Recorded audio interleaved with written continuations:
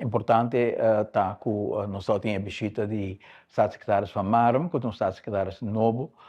e para nós ela dá duas oportunidades. E um tá para continuar o diálogo e negociação, arriba, o qual se chama bestuurlijk overleg, arriba o tema de Rijkswet, a trobe, nós se basta avance arriba o terreno aí, diferente de tema não, que ainda está pendente, ou discutir trobe, staatssecretaris iba também ora e Holanda diferentes pensamentos na Europa e nós espera que no seguinte dia aqui nós lo por chega na texto final que uma vez que chega no texto é também Rijksministeriat e na Aruba está iniciar também o processo de parlamento, raad van advies que bem toch importante para nossa comunidade sinti que pouco a pouco arriba terreno sim importante que tem toch bastante divisão e bastante tardança no momento aqui nós está sendo progresso muito grande para trazer tranquilidade também e acordo caminha com tanto Holanda como Aruba não tem corrida discussão mais, mas coisas está bom consolidar. E tem mesmo espírito aqui, você mira de cambio de direção e inversão que ambos países estão sendo de uma melhor relação, nos afirma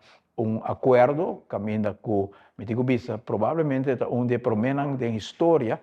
caminha fundo especificamente para Holanda, certo? MKB Fonds, caminha com, no momento, com companhia mediano ou chiquito, também há fiança para um banco e tem dificuldade para o financiamento, tem o caso aqui, MKB Funds, está percorrer para dar uma garantia para facilitar o financiamento de companhia chiquito ou mediano. Nós logra junto em diálogo aqui com a Holanda, tanto staatssecretaris van Marum, junto com o ministro Wever, que dá empurro grande também na negociação aqui para nós lograr isso aqui. Nós temos acordo com o MKB Fonds, o Garantie Fonds, de Holanda, que conta também para a empresa na Aruba. Eu sei que a companhia na Aruba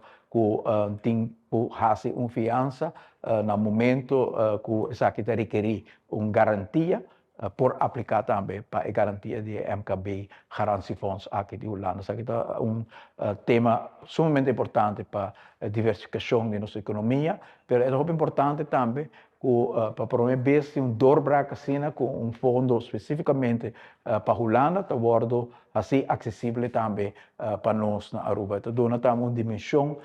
de profundização da relação entre Aruba com Holanda, que abre porta também para outro tema,